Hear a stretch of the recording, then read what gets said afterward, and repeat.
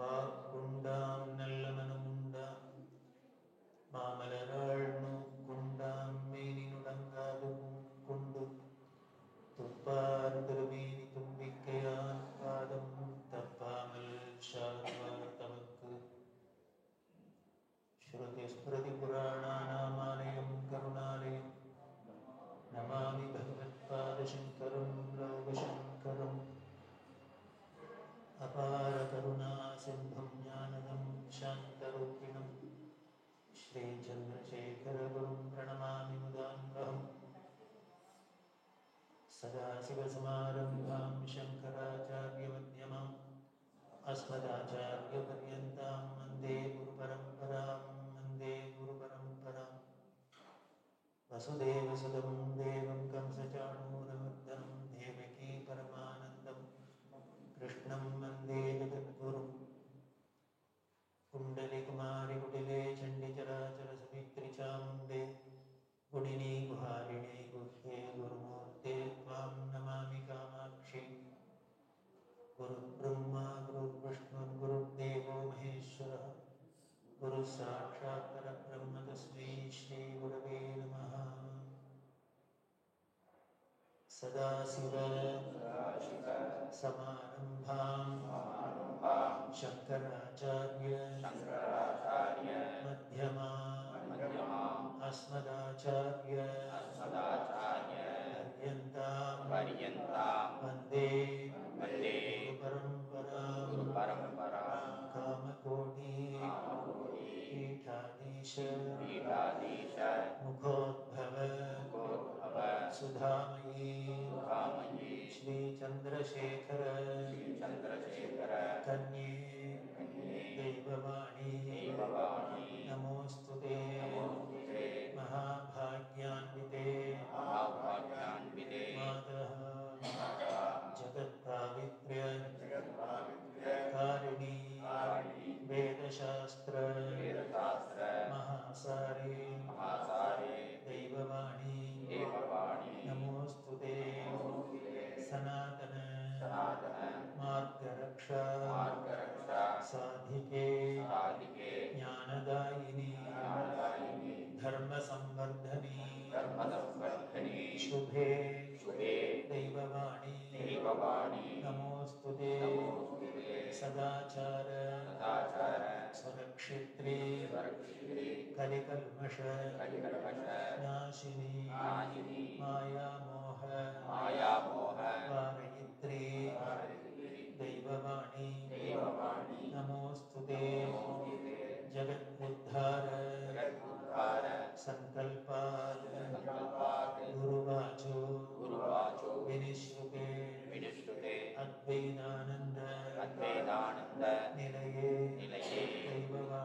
दैववाणी नमोस्तुते गणपतिं கைகொடுக்க வான்நதியாய் பெருக்கெடுக்க குணநிதியாம் குருமணியின் தெய்வத்தின் குரல் கிடைக்க அணியனவே செந்தமிழும் அகம் மகிழ வீச்செடுக்க துணிவுடனே அறநெறியும் வீடுநடை ஓடுதம்மா ஆக்கட்டும் அறவழியில் அடியவர்கள் வாழ்வதனை நீக்கட்டும் மனமாசை சத்குருவின் அருளாசி சேர்க்கட்டும் பெரியவரின் பதமலரில் எனதாசை திக்கட்டும்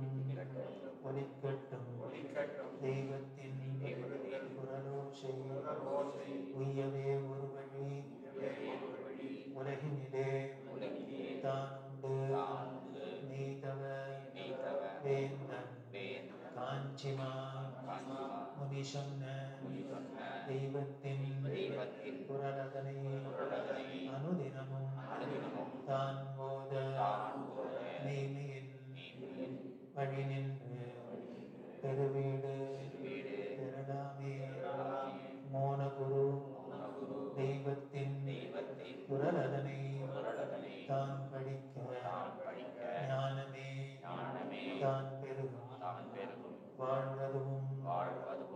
சிறக்கும் தான் அந்த பொருள் என்னும் தத்துவம் தான் விளங்கி ஆனந்த நிறைதனிலே அனைவரையும் தான் சேர்க்கும் காஞ்சி மாமுனி கனிவாய் குரல் மழை கொஞ்சம் தமிழுக்கு வாய்த்த பொருள்மழை நெஞ்ச வேறில்லை மற்றவர் சொல்மழை நெஞ்சில் பதிப்பதற்கு என்றும் அருள்மழை.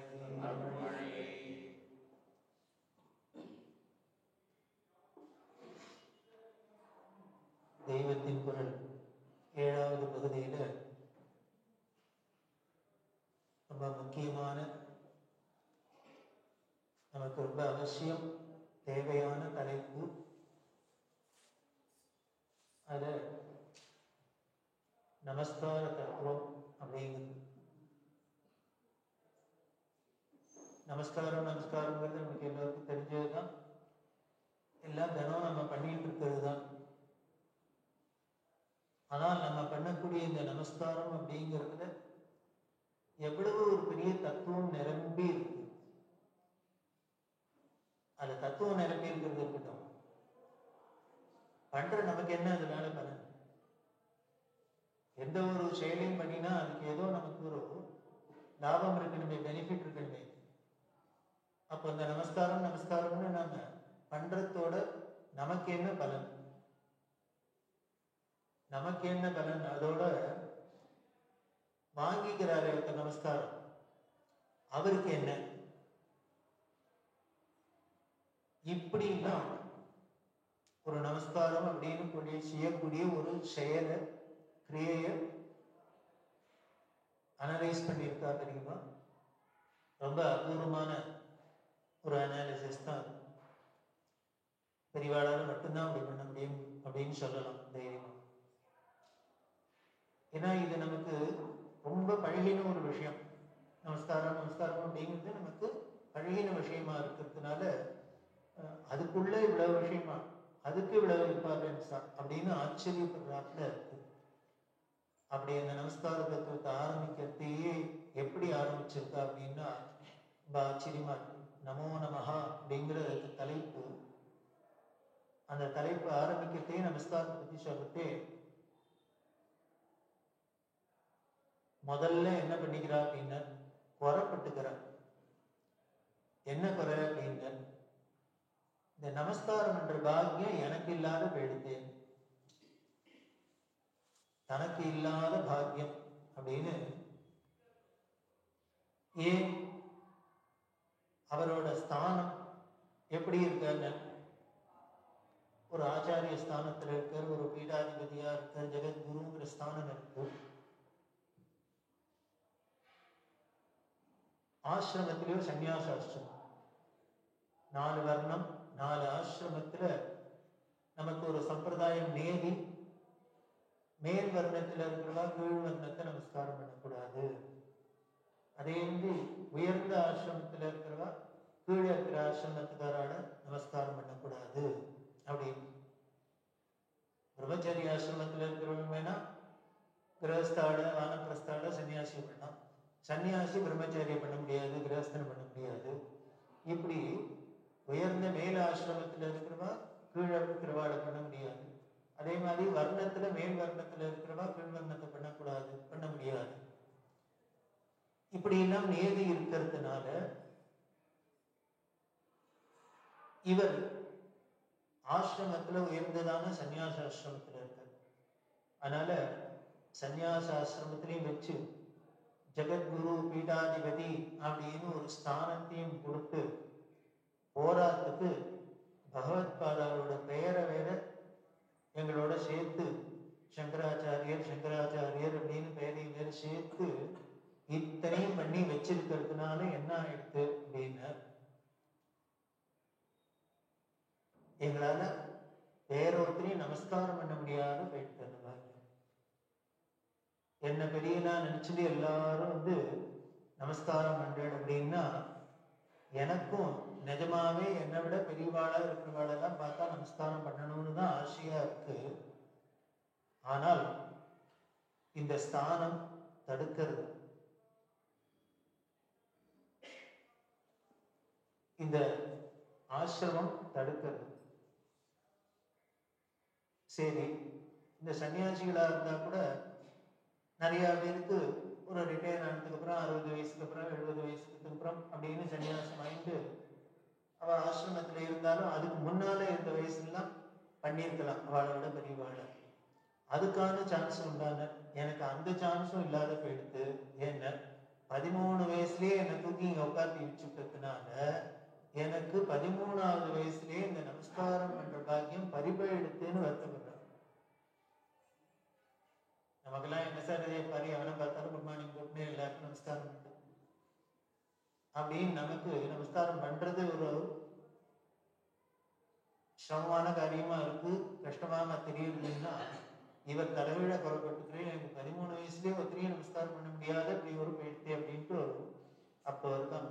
ஊர்ல இருக்கிற நமஸ்காரத்தெல்லாம் வாங்கிட்டு நாம ஒருத்தருக்கும் ஒரு நமஸ்காரம் பண்ண முடியாத இப்படி ஒரு ஜம்பமா ஒரு ஜென்மாவாவே ஆயிடுச்சு எனக்கு. இவரோட ஜென்ம ஜம்பமா ஆயிடுதான். வருத்தப்படுறவர் யாரு, குறப்படுறவர் யாருன்னு எந்த உலகமே காலில் வந்து விழறதுக்கு தயாரா இருக்கோ, ஆசையா வந்து விழறதோ, அவர் சொல்ற இப்படி ஒரு ஜம்பமா இருக்கு நம்ம ஜென்மம், நமக்கு ஒன்றும் பண்ண முடியாது அப்படின்னு. இதுல பின்னால சொல்ற அதையும் முன்னாலே சேர்த்து சொல்லிடுறேன், இதோட தொடர்பு தான் அது. அப்படி இருந்தா கூட இந்த சன்னியாசிகள்லையும் ஒரு விதி இருக்கு. என்ன அப்படின்னா, தன்னை விட வயசுல பொதுவா நமக்கு வயசுல பெரியவாள நமஸ்காரம் பண்றது அப்படிங்கிறது ஒரு சம்பிரதாயம் இருக்கு இல்லையா? அதை போல சன்னியாசிகள்ல சின்ன வயசு சன்னியாசி பெரிய வயசு சன்னியாசி பண்ணலாமா அப்படின்னா அங்கேயும் விதி என்னன்னு, இந்த சன்னியாச ஆசிரமத்துல மட்டும் என்ன அப்படின்னா, யாரு பெரியவர் அப்படின்னா வயசை வச்சு பெரியவர் இல்லை, அவர் எத்தனை வியாச பூஜை பண்ணியிருக்காருன்றத வச்சுதான் அவளுக்கு பெரியவர் சின்னவர் கணக்கு. ஒருத்தர் சன்னியாசாசிரம் 10 வருஷம் ஆயிருக்குன்னா 10 வியாச பூஜை பண்ணியிருக்காரு அப்படின்னா அவர் 30 வயசு பையனா இருக்கலாம், 40 வயசு பையனா இருக்கலாம். அதே 60 வயசு கிழவர் ஒருத்தர் இப்பதான் சன்னியாசம் ஆயிட்டு 2 வருஷம் தான் ஆகுது அப்படின்னா, அப்போ இந்த 60 வயசு கிழவர் சன்னியாசி என்ன பண்ணணும்னு 40 வயசு சன்னியாசியை நமஸ்காரம் பண்ணணும். ஏன்னா இவரை விட அவர் 8 வருஷம் கூடவே ஆசிரமத்துல இருந்தாச்சு, வியாச பூஜை பண்ணியாச்சு. இந்த வியாச பூஜையை வச்சுதான் கணக்கு சன்னியாசிகள்ல யாருக்கு யாரு நமஸ்காரம் பண்ணாரு. அப்படி பார்த்தாக்க அதுலயே எனக்கு சான்ஸ் இல்லாத போயிடுது. அதுலயான என்னை விட பெரியவாளை பார்த்து சன்னியாசி பார்த்து பண்ணலான்னா அதுக்கும் முடியாது போகுது. ஆச்சா, இது எல்லாம் இருக்கட்டும். இப்படி சன்னியாசிகளே ஒருத்தருக்கு ஒருத்தர் ஏதாவது பண்ணிக்கலாம்னா கூட அதுக்கும் முடியாத எனக்கு போயிடுது, அந்த பாக்கியம் இல்லாத போயிடுது. இதுக்கு மேல எல்லாருக்கும் கிடைக்கிற பாக்கியம் எனக்கு மட்டும் கிடைக்காத ஒரு பாக்கியம் என்ன, அப்படி இந்த சன்னியாசிகளுக்கும் யாரு உபதேசம் பண்ணி சன்னியாசம் கொடுக்கிறாளோ அந்த குருவுக்கு நமஸ்காரம் விழுந்து விழுந்து பண்ணலாம். இதாவில் அந்த குரு கிட்டே விழுந்து விழுந்து பண்ணலாம். அந்த குருவோட குருவை பரமகுருன்னு அவருக்கு விழுந்து விழுந்து பண்ணலாம். அவருக்கு மேல குரு இருந்தார்னா பரமேஷ்டி குருன்னு அவருக்கு பண்ணலாம். இப்படி தனக்கு சன்னியாசம் கொடுத்த குருவிலேருந்து ஆரம்பிச்சு அதுக்கு மேல யார் இருந்தாலும் பண்ணலாம். சரி, மேல வரிசையா 5-6 பேர் இல்லைன்னா கூட அட்லீஸ்ட் குருவான இருக்கிறோம் இல்லையோ, இருந்துதானே சன்னியாசம் கொடுத்துருப்பார், உபதேசம் பண்ணியிருப்பார். ஸோ அவருக்கான விழுந்து விழுந்து நமஸ்காரம் பண்ணான்னா அந்த பாக்கியம் நான் வந்தானிலேருந்தே போயிடுது எனக்கு. காரணம் என்ன அப்படின்னு, இவருக்கு ஆசிரமம் கொடுக்கணும்னு ஏற்பாடு பண்ணி இவர் வரத்துக்குள்ள அந்த ஆசிரமம் கொடுக்கறதுக்கு இருந்த 66வது பெரியவா சித்தியாகி அதுக்கப்புறம் 67வது பெரியவாளா ஒருத்தர் வந்து அவரும் 8 நாள்ல சித்தி ஆயிட்டார். அதனால இப்போ எனக்கு சன்னியாசம் கொடுத்த 67வது பீடாதிபதிகளானும் என்னுடைய 50 வருஷம் இருந்தார், 10 வருஷம் இருந்தார், 5 வருஷம் இருந்தாருனாலும் தினம் விழுந்து விழுந்து நமஸ்காரம் பண்ணியிருக்கலாம். அதுவும் என்ன ஆயிடுச்சுன்னு வந்த அன்னியிலேருந்து அதுவும் கிடைக்காது போயிடுச்சு. அப்படின்னு சொல்லிட்டு ரொம்ப வருத்தப்படுறார். இப்படி ஒரு துரதிருஷ்டம் உண்டா, இப்படி ஒரு அபாகியம் உண்டா அப்படின்னு வருத்தப்படுறார். அப்படின்னா இது ஏதோ உபச்சாரத்துக்கு சொல்ல, அதை படிச்சு பார்க்கறதே தெரியாது என்ன ஒரு ஃபீலிங் மனசுல, என்ன ஒரு தாபத்தோட சொல்லியிருக்காங்க. அப்படி வரப்பட்டுக்கிறார். இப்படி ஜென்மால ஒத்தரையும் விழுந்து நமஸ்காரம் பண்ண முடியாத, போயிட்டு விழுந்து நமஸ்காரம் பண்ண முடியாத ஒரு ஜென்மாவா ஆயிட்டமே அப்படின்னு. அதுல என்ன குறை அப்படின்னா, நம்ம விழுந்து நமஸ்காரம் பண்ண முடியலங்கிறத விட இன்னும் என்னன்னா, ஊர்ல இருக்கிறவன்னா அத்தனை பேர் நமஸ்காரம் பண்றாப்புல வேற ஆயிடுச்சு, எல்லாரும் நமக்கு பண்றாப்புலயும் ஆயிடுச்சு. அப்படி ஒரு நமஸ்காரம் அப்படிங்கிறத பண்ணல அப்படிங்கிறத எவ்வளவு குறையா புறப்பட்டுக்கிறான்னா யாரும் உலகமே நமஸ்காரம் பண்ணி போற்ற நடமாடும் தெய்வம் நடுவாதை கொண்டாடுற தெளிவா அப்படி புறப்பட்டுக்கிறார். அதனால்தான் அவர் தெரியல. அப்படி இருக்கிற அத இந்த நமஸ்காரம் அப்படிங்கிறது என்ன சொல்ற அப்படின்னா, அந்த நமஸ்காரம் தான் பெரிய செல்வமா. நமக்கு எத்தனையோ செல்வம் இருக்கு, ஐஸ்வர்யங்கள் ஐஸ்வர்யம் அப்படின்னு சொல்றோம். அந்த ஐஸ்வர்யத்திலேயே ரொம்ப பெரிய ஐஸ்வர்யம் என்னன்னா இந்த நமஸ்காரம் பண்றதுதான். யாரு சொல்றா? சாதாரண மனுஷன் சொல்லல, ஆதிசங்கர பகவத்பாதர் சொல்றார். மகாலட்சுமிகிட்ட கனகதாராஸ்தவத்துல பிரார்த்தனை பண்றதே சொல்றார். இருக்கிறதுலே நீ ஐஸ்வர்யத்துக்கு தேவதை எல்லாத்தையும் கொடுப்ப, உன்னோட கடாட்சத்தினாலதான் நீ இந்திர பதவியே கிடைச்சிருக்கு, இந்திரன் இந்திரனா இருக்கான், பிரம்மா பிரம்மாவா இருக்க, இத்தனையிலும் கொடுத்துருவ நீ. ஆனா நீ கொடுக்குற செல்வத்திலேயே எது தெரியுமா பெரிய செல்வம்னு, உன்னை ஒரு நமஸ்காரம் பண்றாப்புல ஒரு பாக்கியம் கொடுக்குறாரு. அதுதான் வந்தனானி. உன்னை ஒரு வந்தனம் பண்றது நமஸ்காரம் பண்றதுதான் நீ இருக்கிறதுலேயே மகாபாக்கியம். நீ கொடுக்குற செல்வத்திலேயே பெரிய செல்வம் எது, அனுகிரகம் எது அப்படின்னு. இப்படி நமஸ்காரம் பண்றாப்புல ஒரு சந்தர்ப்பத்தை கொடுக்கிறே, இதுதான் பெரிய செல்வம் அப்படிங்கிறது. இதைத்தான் தெய்வத்தினோட 5வது பகுதியிலையும் ரொம்பவே விவரமா சொல்லியிருக்காரு. நமஸ்காரமே பெரிய செல்வம் அப்படிங்கிறது. அப்படி அந்த நமஸ்காரம்ங்கிறது பெரிய ஒரு செல்வமா இருக்கு. என்ன அதுல அவ்வளவு பெரிய செல்வம், அதெல்லாம் தான் சொல்றாங்க. அப்படி சொல்றதே தான் குறவிட்டா இல்லையா, ஒரு துறவியா போயிட்டோம், சன்னியாசியா போயிட்டோம், ஒரு குரு பீடத்துல உட்கார்றாப்புல ஆயிடுச்சு. அதனால நம்ம ஒருத்தருக்கு நமஸ்காரம் பண்ண முடியல, ஊர்ல இருக்கிற நமஸ்காரம் பண்றவாழதெல்லாம் வாங்கிக்கிறோம் அப்படின்னா, இப்படி வாங்கிக்கிறாப்புல ஒரு ஸ்திரீ ஆயிடுச்சு இல்லையா. அதனால என்ன பண்ணாரான்னு பகவத் பாதாள் ஆச்சாரியர் எங்களுக்கெல்லாம் ஒரு விதி, ஒரு ரூல் போட்டு வச்சிருக்காங்க. என்ன அப்படின்னா, யாரு நமஸ்காரம் பண்ணினாலும் நாம யாரு போய் நமஸ்காரம் பண்ணக்கூடாது, நம்மளை விட இவர் பெரியவர், ஏதோ சக்தி உள்ளவர், பெரிய மகான் அப்படின்னு நினைச்சுட்டு தானே போய் பண்ண போறோம். அப்படி யாரு நமஸ்காரம் பண்ணினாலும் அப்ப பண்றதே எப்படி இருக்கும், நார்மலா ஒரு ஆவரேஜ் ஹியூமன் பீயிங்கா இருந்தா உடனே யாராலும் நமஸ்காரம் பண்ணினா மனசுக்குள்ளையான ஒரு பெருமை இருக்கும். பத்தியா எல்லாரும் இந்த நமஸ்காரம் பண்றதுதான் இருக்கு அப்படின்னு தோணலாம். அந்த பண்ற நமஸ்காரம் தனக்குன்னே தானே தோணும். ஆனால் பகவத் பாதா விதி பண்ணினாலாம், அப்படி உங்களை யாரும் நமஸ்காரம் பண்ணினாலும் ஜாக்கிரதையா இருங்கோ, ஏமாந்து போயிடாதீங்கோ, பி கேர்ஃபுல். ஏன் அப்படின்னு, அப்படி அவ பண்ற நமஸ்காரம் உங்களோடது இல்லை, உங்களுக்கு இல்லை. இனி அதை எழுத்தாப்புல நான் குத்துக்கல் மாதிரி இருக்கேன், எனக்கு நமஸ்காரம் பண்றான்னா அப்ப பண்றதெல்லாம் எனக்கு இல்லைன்னா அப்ப யாருக்கு, யாரோடது ஆள் மாற்றி என்ன பண்றாளா, தப்பான இடத்துல விழுறாளா அப்படின்னா இல்ல, அவ தப்பான இடத்துல விழுந்த நம்ம தப்பா புரிஞ்சு நடக்கூடாது. அப்ப அவ நமஸ்காரம் பண்றது அத்தனையும் யாருக்கு அப்படின்னு, அத்தனை நமஸ்காரமும் ஒத்தரே ஒத்தருக்கு. யாருன்னு, அதுதான் பரமாத்மாவான பகவானுக்கு. அப்படி சொல்றதே, அந்த பகவான் அப்படின்னு சொல்றதே, இந்த பிரபஞ்சம் இருக்கு, இந்த பிரபஞ்சத்துல இத்தனை காரியங்களும் நடக்கிறது, விவகாரங்களும் நடக்கிறது. இத்தனைக்கும் காரண சக்தியா என்ன இருக்கு? அந்த காரண சக்தியா இருக்கிற பரம்பொருளான அந்த நாராயணனுக்கு அப்படின்னு நாராயண சப்தத்திலே தான் அதை ஆச்சாரியர்கள் சொல்றது. இந்த அண்டச்சராச்சரம் சர்வம் விஷ்ணுமயம் ஜெகதுன்னு இப்போ இந்த உலகத்துல இத்தனை இருக்கு, அதுல நான் இருக்கேன், நீங்கள்னு இருக்கு, அதுன்னு இருக்கு, இதுன்னு இருக்கு, இத்தனை நானாவிதமான ஜீவராசிகள்லாம் இருக்கு, இத்தனை விவகாரம் நடக்குது. இது அத்தனைக்கும் மூல காரணம் ஏதோ ஒரு சக்தி தானே இத்தனையும் பண்றது, நடத்தி வைக்கிறது. அதை பெண்பாலா சொன்னா அம்பாள்னு சொல்றோம், அதுவே ஆண்பாலா இருந்தா விஷ்ணுன்னு சொல்றோம். அதனாலதான் விஷ்ணுவோட சகோதரி தங்க அம்பாள் அப்படின்னு சொல்லுது. இதுலயும் தங்கன்னு சொல்லுவானே, ஏன் அக்கான்னு சொல்லக்கூடாது?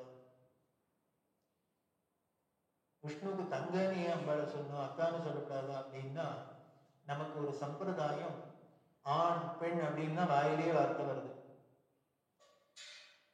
எங்கேயுமே முதல்ல ஆண் அப்படிங்கிறது பின்னாலே பெண் அதை சார்ந்து இருக்கிறாப்புல இருக்கு. அதனால அந்த ஆதார சக்திக்கு மூல சக்திக்கு முதல்ல ஆண்பாலா சொல்லி அதையே பெண்பாலா சொல்றதே, அப்படி முதல்ல ஆண்பாலா சொல்றதே நாராயணன் அப்படின்னு, அதையே பெண்பாலா சொல்றதே நாராயணி அப்படின்னு சொல்லி அவருக்கு தங்கை அப்படின்னு சொல்லாப்புல இருக்கு. அப்ப மொத்தத்துல அந்த சக்தி தான்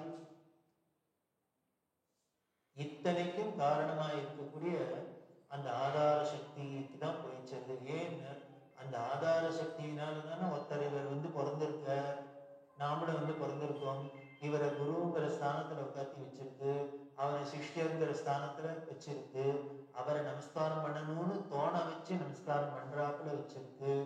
இவருக்கு ஒரு பெரியவர் அப்படின்னு சொல்றக்கூடிய, இவரை பார்த்தா நமஸ்காரம் பண்ணணும்னு தோன்றாப்புல இவருக்கு ஒரு யோகித வராப்புல எது பண்ணி வச்சிருக்குன்னு. இது இத்தனையுமே இந்த சர்வசக்தனான இந்த பரம்பொருளோட தேவைதான், லீலைதான். அப்போ எல்லாம் அவர் தான் பண்ணுறார் அப்படின்னா அப்போ இந்த நமஸ்காரமும் அவரைத்தான் போய் சேரணும். அப்போ பண்றவா என்ன பண்றாங்க, அவ நான் பண்ற நமஸ்காரம் நாராயணனுக்குன்னு நினைச்சுன்னு பண்றாளோ பண்ணலையோ, எய்தாப்புல கண்ணெதிர்க்கிற ஒருத்தருக்குன்னு நினைச்சுன்னு பண்ணினா கூட இந்த வாங்கிக்கிறவர் என்ன பண்றாங்க, தனக்குன்னு அதுக்கு சொல்ல மிஸ்அப்ரோப்ரியேட் பண்றப்படாதான். யாருக்கோ போய் சேர்றதை நம்ம எடுத்துட்டாக்க அது பெரிய தோஷம்தான். அதனால அது அவருக்கு போய் சேர வேண்டியது. அதனால என்ன பண்ணணும்னா நாங்க இம்மீடியட்டா அவருக்கு ரீடைரக்ட் பண்ணிடணுமா, இம்மீடியட்டா அவருக்கு ரீடைரக்ட் பண்ணிடணும். இது எப்படி பண்ணணுங்கிறதுக்கு ஏதோ ஒரு அதுக்கு ஒரு செயல் இருக்கணுமோ இல்லையோ, ஏதோ ஒரு செய்கை மூலியமா தானே அதை பண்ண முடியும். அதுக்காக தான் என்ன சொல்லியிருக்காள் பகவத்பாதான்னு, யாரு உங்களை மாதிரி எங்களை பெரியவாடா நினைச்சுன்னு எங்களுக்கு நமஸ்காரம் பண்ணினாலும் உடனே நாங்க என்ன பண்ணணும் அப்படின்னா நாராயண நாராயண நாராயணான்னு அந்த நாராயண நாமத்தை சொல்லணும். இங்கே ரொம்ப கிளியரா சொல்றாங்க, வெறும் வாயால நாராயண நாராயணன்னு சொன்னா அது வச்சனம்தான், வாய் மட்டும்தான் சொல்லுது. அப்ப என்ன பண்ணிருக்கேன்னு நாராயண ஸ்மரண பண்ணணும் அப்படின்னு. ஸ்மரிக்கிறதுன்னா நினைக்கிறது. அதனாலதான் நம்ம எழுதினா கூட என்ன இப்படிக்கு நாராயண ஸ்மரணம் அப்படின்னா என்ன அர்த்தம் அப்படின்னா, வெறுமன நாராயண நாராயண நாராயணன் வாயால மட்டும் சொன்ன பிறகு மனசால அந்த நமஸ்காரம், இந்த குழந்தை நமஸ்காரம் பண்றது தப்பா நீன்னு நினைச்சுன்னு எங்கள்கிட்ட பண்ணிடுத்து, அதனால தயவு பண்ணி இத உங்ககிட்ட சேர்த்துடுறோம், அதுக்கு என்ன பண்ணணுமோ நீ பண்ணிக்கோ. பின்னால சொல்ல போற, அதுக்கு என்ன பண்ணணுமோ நீ பண்ணிக்கோ அப்படின்னு. இப்போ இப்படி சொல்லிட்டாக்க இப்போ இவர் கைண்டு விட்டாரோ இல்லையோ, யாரோ ஒருத்தர் நம்ம போய் பாவம் பெரியவாளை போய் நமஸ்காரம் பண்ணா நாளைக்கு உடனே ப்ரமோஷன் வரப்போறதா, கல்யாணம் ஆயிட போறது, அதை பண்ண போறது, இதை பண்ண போய் ஆசையா போய் நமஸ்காரம் பண்ணா, இவர் வெறும் சிம்பிளா நாராயண நாராயண நாராயணன்ட்டு இவர் கைண்டு விட்டாருன்னா என்ன பண்றது? அப்படியும் பண்ண முடியுமா? உடனே பெரியவா சொன்னார், இப்படி எங்களை ஜாகிரதப்படுத்திருக்கார் பகவத்பாதாள். அதனால அதனால யாரான நமஸ்காரம் பண்ணினான்னா உடனே நம்ம ஸ்தானமாக்கும் நமக்காக்கும் நமஸ்காரம் அப்படின்னு அப்படி தலையை தூக்கின்னு நிற்க வேண்டாம். அது அத்தனையும் அவருக்கு ஏன்னு சர்வதேவ நமஸ்காரா கேசவம் பிரதிகச்சதி. இதெல்லாம் நம்மளும் சந்தியாவனம் போது சொல்லிக்கிறோம். ஆகாஷா கஜிதம் தோயம் யதா கச்சதி சாகம் சர்வதேவ நமஸ்காரா கேசவம் பிரதிகச்சதி. எப்படி இருக்கிற தண்ணியை தூக்கி மேலே விட்டோம்னா ஆகாசத்தில் இருக்கிற தண்ணி முழுக்க கீழே விழுந்து அது அத்தனையும் கடைசியில எந்த ஊர்ல எங்க விழுந்தாலும் கடைசியில போய் கடல்ல போய் கடந்து ஒன்னா ஆயிடுறதோ, அதை போல எங்க யாருக்கு எந்த தேவர்களுக்கு நமஸ்காரம் பண்ணினாலும் அது அத்தனையும் கேசவம் பிரதி கச்சதி, கேசவனிடம் போய் சேர்ந்து விடுகிறது அப்படிங்கிறதுல இருக்கணும். அந்த கேசவம்ங்கிற பதம் ஏன் போட்டிருக்கு அப்படின்னா ரொம்ப அர்த்தபுஷ்டியோட போட்டிருக்குங்கிற. பகவானுக்கு பல நாமாக்கள் இருந்தாலும் இந்த கேசவங்கிற நாமாக்கு என்ன அப்படின்னா அதுல 4 சப்தம் இருக்கு. க இருக்கு, அ இருக்கு, ஈஷ இருக்கு, வ இருக்கு. க அ ஈஷ தான் கேஷ வ, இத்தனை சப்தம் இருக்கு. அதுல என்னென்ன அப்படின்னா கன்னா பிரம்மாவுக்கு பேரு, அன்னா விஷ்ணுவுக்கு பேரு, ஈஷன்னா சிவனுக்கு பேருங்கிறது எல்லாருக்கும் தெரியும். இப்படி பிரம்மா விஷ்ணு சிவன் அப்படிங்கிற இவா 3 பேரும் என்ன அப்படின்னா படைத்தல் காத்தல் அழித்தல் அப்படிங்கிற சிருஷ்டி ஸ்திதி லயங்கிற முத்தொழிலும் பண்ற மும்மூர்த்திகள். இந்த முத்தொழிலும் பண்றதுக்கு சக்தி இருக்கணுமே, அவளுக்கு ஒரு கெப்பாசிட்டி இருக்கணுமே. அது எங்கேருந்து வந்தது? அத்தனை பேருக்கும் அந்த மும்மூர்த்திகளுக்கும் இந்த படைத்தல் காத்தல் அழித்தல்ங்கிற சக்தி எல்லாம் கொடுத்து அவளை தன் வசமா வச்சிருக்கிறவன் கேசவன், தன்னோட உடமையா வச்சிருக்கு. எப்பொழுதுமே யாரு இருக்கிறதுலயே அதிகாரியோ அவ தானே, அவள்கிட்ட தானே எல்லாம் இருக்கும். அவ அப்பப்போ அவளுக்குன்னு நிர்வாகத்துக்காக டெலிகேட் பண்றா. இவ அவள்கிட்ட நீ இதை பண்ணு, நீ இதை பண்ணு, நீ இதை பண்ணுன்னு அதுக்கு உண்டான சக்தியை கொடுத்து பண்றா இல்லையா? அதை போல இந்த முத்தொழிலையும் பண்றதுக்கு உண்டான பிரம்ம விஷ்ணு ருத்ராதிகளுக்கும் சக்தியை கொடுத்து தன் வசமா வச்சிருக்கிறவனுக்கு பேர் தான் கேசவன் அப்படின்னு பேர். அப்படி இருக்கிறதுனாலதான் எங்க போய் யாருக்கு நமஸ்காரம் பண்ணினாலும் அது அவரை போய் சேர்ந்துடுறது அப்படின்னு சொல்றதுனால அந்த கேசவன் தான் நாராயணன் அப்படின்னு. நாராயணன் நாராயணன் அப்படின்னா வேற ஒண்ணும் இல்லை, அந்த விஷ்ணுவோட நாமாலே இதுதான் ரொம்ப முக்கியமான நாமாவா இருக்கு. காரணம் என்ன அப்படின்னா விஷ்ணுவோட அஷ்டாட்சரம் அப்படின்னு சொல்லக்கூடிய அந்த 8 எழுத்து மந்திரத்துல இந்த நாராயணாதம் நமோ நாராயணாய அப்படி இருக்கிறதுனால அந்த விஷ்ணுவுக்கு முக்கியமான நாமால நாராயணன் இருக்கு. அதுக்கு என்ன அர்த்தம் அப்படின்னா நரஹா அயனம். அயனம் அயனம்னாக்க வழி பாதை. இந்த தெருக்கு வர்றதுக்கு இந்த வழி அந்த வழின்னு சொன்னாப்புல அயனம் அப்படின்னா பாதை இப்படின்னு ஒரு அர்த்தம். இன்னொரு அர்த்தம் என்னன்னா அந்த வெறும் பாதை மட்டும் இல்லை, அந்த பாதை வழியால போனா ஏதோ ஒரு இடத்துல போய் சேருவோம் இல்லையோ. ஒரு சேர்றதுக்குன்னு ஒரு இடம் டெஸ்டினேஷன் இருந்தாதானே அந்த ரூட்லயே நாம போகிறோம். அப்படி அந்த ரூட்டாவும் இருக்கு, போற வழியாவும் இருக்கு, அந்த போய் சேர வேண்டிய இடமாவும் அதுவே இருக்கு. ரெண்டும் அதுவே. யாருக்கு? நரர்களுக்கெல்லாம் மனிதர்களுக்கெல்லாம் போய் சேர வேண்டிய இடமாவும் இருக்கிறது. இடமா மட்டும் இருந்தா போறாது, அது போய் சேர வழியாவும் தெரியணும்.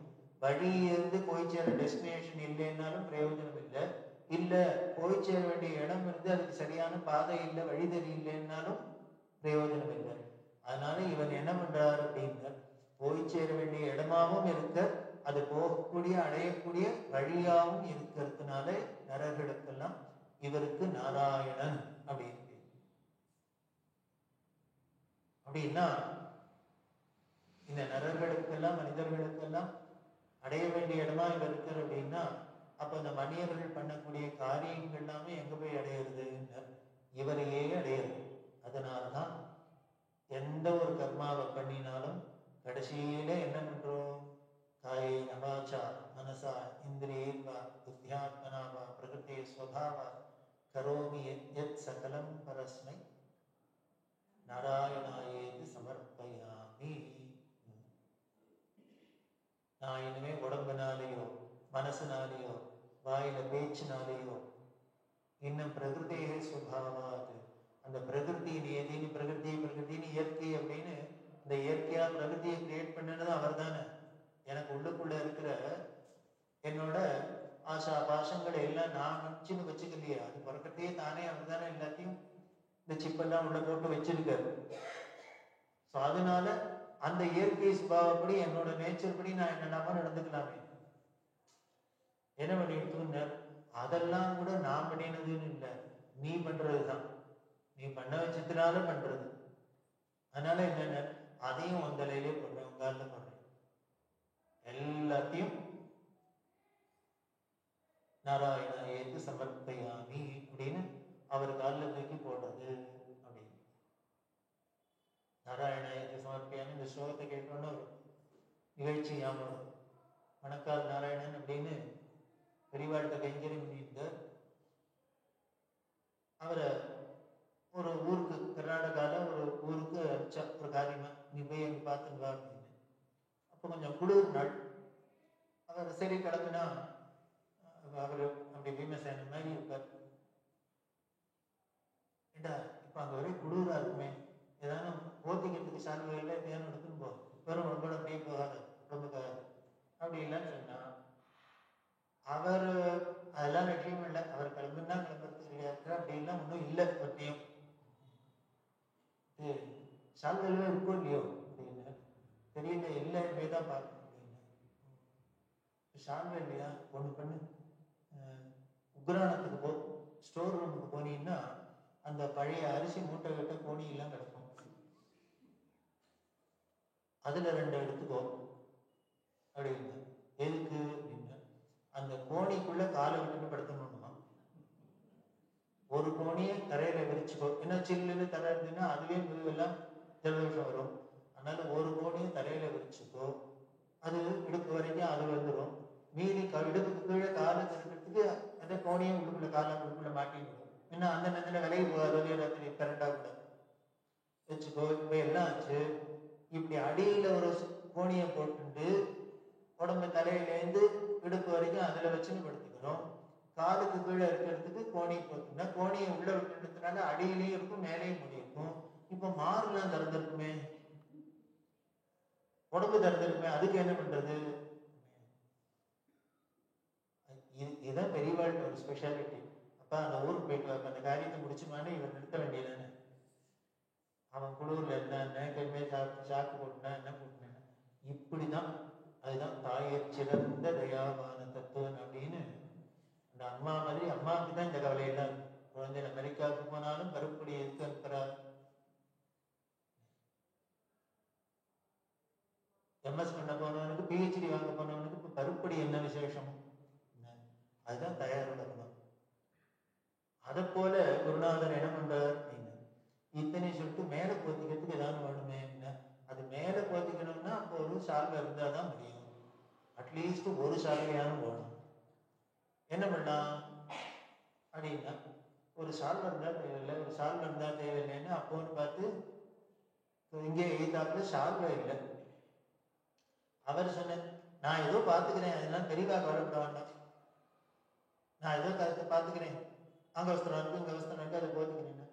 இல்லைன்னா அந்த குழுவுக்கு அங்கவஸ்திரம் அவஸ்தெல்லாம் போராது அப்படின்னு திருப்பி திருப்பி சொல்லிட்டே இருக்கா. சால்வை இருந்தா பரவாயில்ல, சால்வை இருந்தா பரவாயில்ல.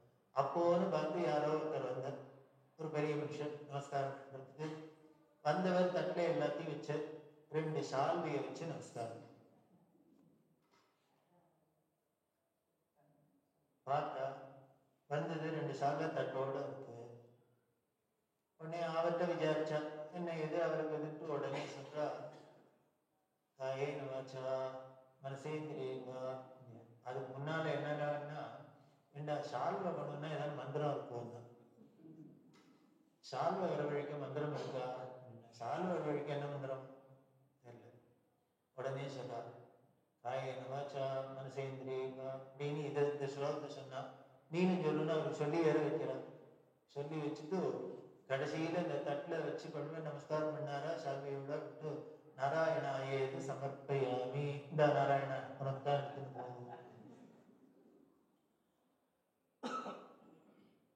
அதான் மகான்கள் தபஸ்விகள். அவன் மனசுல ஒண்ணு நினைச்சுட்டா அப்படின்னா நினைச்சதுதான் நடந்தே தீரும், நடந்தே தீரணும். அதை மாத்த எந்த சக்தியாலையும் முடியாது. அப்படின்னா நாம பண்ற எந்த செயலா இருந்தாலும், அதாவது வேற ஒண்ணும் இல்லை, பகவான் கீதையில சொல்றாரு, எல்லா கர்மானுஷ்டானங்களும் விடாத பண்ணு, பண்ணிட்டு என்ன பண்ணு அப்படிங்க, நான் பண்ணினேங்கிற பலனை தியாகம் பண்ணு அப்படின்னா என்ன அர்த்தம்? அங்க நான் பண்ணினேங்கிற அந்த ஈகோ சொல்றனே, நான் பண்ணினேன் நான் பண்ணேன், அதை முதல்ல கைக்கு விடு. ரமண மகரிஷிக்கு சொல்லுவாரு, ஒரு பெரிய பணக்காரர் வந்து கேட்ட, மேல்நாட்டுக்காரர் கேட்கிறார், அவர் பெரிய கோடீஸ்வரர், இங்க வந்து ரமணாசிரமத்தில் பார்த்தா எல்லாம் இப்படி உட்கார்ந்து இந்த காண்டிகடா, அப்ப இங்க வரணும் அப்படின்னா எல்லாத்தையும் விட்டுட்டுன்னா வரணும் அப்படின்னு. should I give up all my possessions அப்படின்னு. அதுக்கு மகரிஷி, possessor too,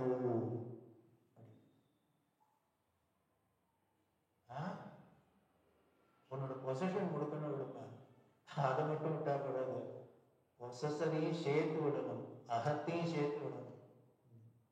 விட்டாக்க இங்க இருக்கலாம்.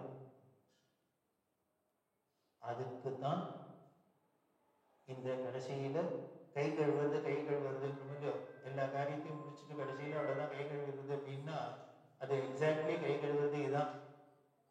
நாராயணாயக்கு சமர்ப்பேன், ஒரு உதவி தீர்த்தத்தை விட்டு கீழே விடுங்கோ அப்படின்னா அவ்வளவுதான். இனிமே இந்த வேலைக்கு அதுக்கு எனக்கு சம்பந்தம் இல்லை. அப்படி அந்த பலனை தியாகம் பண்றது. அதுக்கப்புறம் எதுக்கு விஷ்ணுவிட பகவான்கிட்ட கொடுத்துட்டோம்னா, அவர் நமக்கு என்ன பண்ணணுமோ அவர் பண்ண போறாரு. ஏன்னா காப்பாற்ற வேண்டிய டியூட்டின்னா அவரோடது. அப்படி நம்மளோட நமஸ்காரம் பண்றதையும் கேசவனுக்கு அப்படின்னு நாம பண்ணணும். அப்படிங்கிறது வேடிக்கை என்ன அப்படின்னா, இங்க இன்னொரு விதி என்ன அப்படின்னா, இப்போ ஒரு சன்னியாசிக்கு நமஸ்காரம் பண்றது, அவர் நாராயண நாராயணன்னு வாயாலையும் சொல்லணும், அதை விட முக்கியம் மனசால நினைக்கணும். எப்படி நினைக்கணும்? இந்த நமஸ்காரம் என்னோடது இல்லை, நாராயணா உனக்கு சேர்ந்து, உனக்கே அர்ப்பணம்னு அவர் மனசால இந்த நாராயணனை ஸ்மரிச்சுண்டு அவருக்கு அப்படியே ரீடைரக்ட் பண்ணிண்டு, அது பண்ணிட்டாருங்கிறதுக்கு நமக்கு அக்னாலஜ்மெண்ட் மாதிரி வாயாலே நாராயண நாராயணன்னு சொல்லணும். இது இப்படியா பண்றவாளுக்கு என்ன பண்ணணும் அப்படின்னு தெரியவா இதை சொல்லிட்டு அழகா சொல்லியிருக்கா. சொல்ல இந்த பண்றவன் என்ன பண்ணணும் அப்படின்னு இந்த விதி வந்து வாங்கிக்கிறவருக்கு சொல்லியிருக்கு. பண்றவனுக்கு என்ன விதின்னு அப்படி போய் நமஸ்காரம் பண்றதை என்ன பண்ணும், நமோ நாராயணாயன்னு சொல்லிட்டு நமஸ்காரம் பண்ணணும். தெரியவா சொல்ல விவரம் தெரிஞ்சவாளா இருந்தா, சம்பிரதாயம் என்ன தெரிஞ்சவாளா இருந்தா இத மாதிரி சொல்லிதான் நமஸ்காரம் பண்ணுவான். வந்து திடான்னு விரும்பின விடமாட்டா, நமோ நாராயணாயன்னு சொல்லிட்டு நமஸ்காரம் பண்ணுவா அப்படின்ட்டு சொல்றா. விவரம் தெரிஞ்சவாளா இருந்தா பண்ணுவா அப்படின்ட்டு. இப்ப சொல்றேனே, இனிமையான இந்த நல்ல பழக்கத்தை எல்லாரும் கத்துக்குவோங்கிற. இனிமே யாருக்கா நமஸ்காரம் பண்ணோம்னா நமோ நாராயணன் சொல்லிட்டு நமஸ்காரம் பண்ணுவோம். அது எதுக்காக அப்படின்னா, நாங்க அசதி மாதிரியா நமஸ்காரம் வாங்கிக்கிறவன் தனக்கு தானே நினைச்சு விட்டாக என்ன பண்றது? அதனால என்ன, நமஸ்காரம் பண்றதையே நமோ நாராயணன்னு சொல்லிட்டு நமஸ்காரம் பண்ணானா வாங்கிக்கிறவருக்கு வாணிங்க இருக்கு. ஓ சுவாமியிடம் உமக்கு இல்லை, நாராயணனுக்கு, அதனால மரியாதையா அவருக்கு சேர்த்துருங்கோ, டன்சோல போட்டு அனுப்புறாப்புல அவருக்கு அப்படின்னு சொல்றாப்புல ஞாபகப்படுத்துமா. அவர் நாராயணன்னு சொல்றதுக்கு மறந்து போயிட்டாலும் அவர் தனக்குன்னு ஏதாவது தப்பா நினைச்சுக்கிட்டா என்ன பண்றது? அதனால என்ன, நாராயண நமோ நாராயணன்னு நமஸ்காரம் பண்றவன் இறைஞ்சி சொல்லிகிட்டே பண்ணணும். அதே மாதிரி வாங்கிக்கிறவரும் நாராயணன்னு அவரும் பிரதிவச்சனமா அதை சொல்லணும். இப்படி சொல்லிட்டா அந்த நமஸ்காரம் தான் பலனுள்ள நமஸ்காரம். அதுதான் பூர்ணமான பலனுள்ள நமஸ்காரம். அப்படி பண்ண கத்துக்கணும் அப்படிங்கிறார். அப்படி அந்த நமஸ்காரம் பண்ணணும். சரி, இப்போ நமஸ்காரம்னா எனக்கே தான் அப்படின்னு நம்ம நினைச்சு விட்டோம்னா எவ்வளவு கர்வம் வந்துடும். அத்தனை பேரும் வந்து நமஸ்காரம் பண்ற ஸ்டேட்டஸ் அப்படின்னா நமக்கு ஒரு கர்வம் வந்துடும். அந்த கர்வம் வராத இருக்கிறதுக்கு தான் அது என்னோடது இல்லை நாராயணனுக்குன்னு அவர்கிட்ட அனுப்புறோம் அப்படிங்கிறோம். அப்படி பண்றதே இவருக்கு வேணா அப்படி இருக்கலாம், நம்மளோடது இல்லை அவருக்குன்னு. பண்றவனுக்கு அந்த எண்ணம் வரணுமே. தெளிவா சொல்லலாம், அந்த எண்ணம் வர்றதுதான் ரொம்ப கஷ்டம். ஏன்னு நீங்க நமஸ்காரம் பண்ண வரதே உங்களை விட ஏதோ எங்களுக்கு சக்தி இருக்கு, நாங்க ஏதோ பண்ணினோம் அப்படின்னா எங்களுக்கு நமஸ்காரம் பண்ணா அந்த ஆசீர்வாதத்தினால உங்களுக்கு எல்லாம் நல்லது நடந்துடும் கிடைச்சிருங்கிற ஒரு நம்பிக்கையில தான் வந்து பண்றேன். இல்லைன்னா நம்ம போய் பண்ணவே மாட்டோம் அந்த இடத்துல. அப்படி ஒருத்தர் நம்பி வந்து ஒருத்தர் பண்றது அதெல்லாம் எனக்கு இல்லைப்பா, எனக்கு அதுக்கு சம்மந்தம் இல்லை, நீ அவர்கிட்டயே கேட்டு போனா நல்லா இருக்குமா இல்ல, அதுக்கு அவன் சொன்னையோ உங்ககிட்ட ஏன் வேணும், நான் இப்ப போய் நாராயணங்காரிலையோ விழுன்னு போகலாம். ஸோ அப்படி இல்லாத அது நாராயணங்காலில் விழுந்தா கூட நடக்கிறதோ நடக்கலையோ, பெரியவாகாலில் விழுந்தா நடந்துரும்னு வந்து பண்றது நம்பிட்டு வருது. அவள்கிட்ட எனக்கு அதுக்கு சம்மந்தம் இல்லைன்னு விலகினாக்க ஒரு கௌரவமா இருக்காது, ஒரு மரியாதையாகவும் இருக்காது. பாவம் அப்படி ஆசையா வந்து பண்ணவாட ஹர்ட் பண்ணினாப்புல இருக்கும். ஸோ அதனால என்ன பண்ணுமான்னு அவளுக்கு மனசு ஹர்ட் ரியாக்ட் பண்ணணும், ஹர்ட் ரியாக்ட் பண்ணணும். அப்போ என்ன பண்ணணும் அப்படின்னு பகவத் பாதாளோ அவர் பண்ற நமஸ்காரத்தை நீ நேரா அவருக்கு திருப்பி அனுப்பிச்சிருவோங்கிற.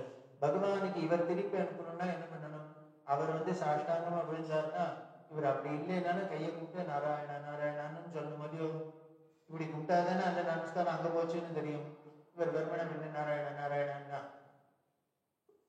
ஸோ அதுக்கு ஒரு அஞ்சலியை காமிச்சு அனுப்பணும். ஆனால் எய்தாப்புல இருக்கனுக்கு அப்படி பண்ணினா அவனுக்கு சொன்ன என்ன அது இவருக்கு நமஸ்காரம் பண்ணா இவர் திருப்பி நமக்கு கையை கூப்பிட்டு நமஸ்காரம் பண்றார் அப்படின்னு ஒரு தாபம் இருக்கலாம். அப்போ நம்பி வந்தவனுக்கு இவர்கிட்ட போனா நமஸ்காரம் பண்ணா நமக்கு அருள் செய்வார் அப்படின்னு அனுகிரகம் கிடைக்குங்கிறவருக்கு மனசு தாபம் இல்லாதே ஒண்ணு பண்ணணும். அப்ப என்ன பண்ணலாம் அப்படின்னு அதுக்காக தான் அப்படி யாராவது நீங்களாம் வந்து நமஸ்காரம் பண்றது நாங்களும் திருப்பி கையை கூப்பிட்டு சொன்னாக்க உங்களுக்கு மனசுக்கு திருப்தி இருக்காது. அதனால ஒரு அபிநயம் பண்ண வேண்டியிருக்கு, ஒரு போஸ் கொடுக்க வேண்டியிருக்கு. என்னென்ன நாராயண நாராயண அப்படின்னு கையை தூக்கி அபயஹஸ்தம் காமிக்க வேண்டும். ஐயோ போட்டோக்கு போட்டோ இப்படியே இருக்கு, அது எதனால இருக்கிறதுக்கு இதுலதான் ஆன்சர். ஏன்னா அது வந்து பண்றவனோட திருப்திக்காக. அப்ப சொல்ற நிஜமாவே நாங்க கையை தூக்கிறதுனால உங்களுக்கு நடக்கிறதோ நடக்காதோ தெரியாது, ஆனால் உங்களுக்கு நம்பிண்டு வந்தவங்களுக்கு ஒரு டிசப்பாயின்மெண்ட் இருக்கக்கூடாது, ஒரு தெம்பா இருக்கணும். பாவம் ஏதோ கஷ்டத்தோட வந்து நமஸ்காரம் பண்றேன், அதுக்கு ஒரு நம்பிக்கை இருக்கணும். அதனால கையை தூக்குறோம். அதனால இப்படி கையை தூக்கி எடுத்தனால சொல்றோம்னா அப்படியே உங்களுக்கு வந்து பாஞ்சுட்டு நடந்துரும்னு மட்டும் ஏமாந்து போயிடாதீங்கோ. அப்படி தூக்கின கையில ஏதோ ஒன்று ரெண்டு நடந்துருத்துன்னா அது பெரியதா சொல்ல. அப்படி ஏதோ ஒன்று ரெண்டு நடந்துடுறது போல இருக்கு, அதனாலதான் எல்லாரும் திருப்பி திருப்பி வரா. அப்ப சொல்ல அந்த ஒன்று ரெண்டு நடந்துருத்துன்னு வந்து சொன்னான்னு வச்சுக்கோ, அன்னைக்கு பெரியவா அனுகிரகம் பண்ணினா உடனே பஸ் கிடைச்சிருத்து. எத்தையோ சொன்னா அப்படின்னா உடனே நமக்கு என்ன பண்ணும், அப்படியா அப்படின்னு கையை தூக்கிட்டே இருந்துட்டா என்ன பண்றது. அதுக்காக சொல்ல அப்படி அவ வந்து சொன்னான்னா நாங்க ஏமாந்து போயிடாத இருக்கணும். ஓஹோ நம்ம கையை தூக்கினா இதெல்லாம் வரும் போல இருக்கு அப்படின்னு நாங்க ஏமாந்து போயிடாத இருக்கணும். அப்ப என்ன பண்ணோம்னு அப்ப திருப்பி இந்த நாராயணன் நினைச்சணும், அப்பா கருணாமூர்த்தி அவர் வந்து நமஸ்காரம் பண்ணதுக்கு நீ இப்படி அனுகிரகம் பண்ணிட்டே இருக்க அப்படின்னு அந்த நாராயணனை ஸ்மரிச்சுட்டு அவரோட கிருப்பையில நடந்தது. அவர் அனுகிரகம் பண்ணிட்டாரு. ஏதோ நம்மள்கிட்ட வந்து உதவாக்கிறையா நினைச்சிட்டு அனுகிரகம் பண்ணிட்டார்னு நினைச்சிட்டோம்னா நாங்க பொழைச்சோம். இது எதுக்கு சொல்றாங்க? இந்த நமஸ்காரம் பண்றவனுக்கு என்னென்னு சொன்னதோட இல்ல, நமஸ்காரத்தை வாங்கினவனுக்கு என்னென்னலாம் ரிஸ்க் இருக்குன்னு கேட்கிறாங்க. இவ்வளவு ரிஸ்க் இருக்காக எங்களுக்கு நமஸ்காரம் வாங்கிக்கிறதுல. இதுல வேடிக்கை என்னன்னு, இப்படி நமஸ்காரம் வாங்கிக்கிறது இவ்வளவு ரிஸ்க் இருக்குன்னு இவர் சொன்னா, இவருக்கே இவ்வளவு ரிஸ்க் இருக்குன்னா நம்மள மாதிரி ஒண்ணும் இல்லாத வெத்து வீட்டுக்கெல்லாம் நமஸ்காரம் பண்ணா எவ்வளவு ரிஸ்க்குங்கிறத தெரிஞ்சுக்கணும். விடர்வாளுக்கு தெரியுமா இதுக்கு சக்தி இருக்கா சக்தி இல்லையா, வெறும் டப்பாவா காலி டப்பா, டப்பாவும் மூடின டப்பாவா இருக்கு, அது உள்ளுக்குள்ள இருக்கா வெத்த டப்பாவே எப்ப தெரியும்? தெரியாது. அப்படின்னா எவ்வளவு ஜாக்கிரதையா இருக்கும் ஒரு நமஸ்காரத்தை வாங்கிக்கிறதுங்கிறது. அதனாலதான் என்ன பண்ணிடுத்து அப்படின்னா, இந்த நமஸ்காரத்தை யாருக்கு பண்ணு அப்படின்னா வேதம் படிச்சவாளுக்கு பண்ணு. ஏன்னு அவளுக்குள்ள அந்த டப்பா காலி டப்பாவே இல்லை, அது வேத டப்பாவா இருக்கிறதுனால நிச்சயம் அந்த வேதத்துக்கு தான் போய் சேர்க்குது. அந்த வேத ஸ்வரூபம் தான் வேத நாராயணன். வேத நாராயணன் அவரே தான் வேதமா இருக்க.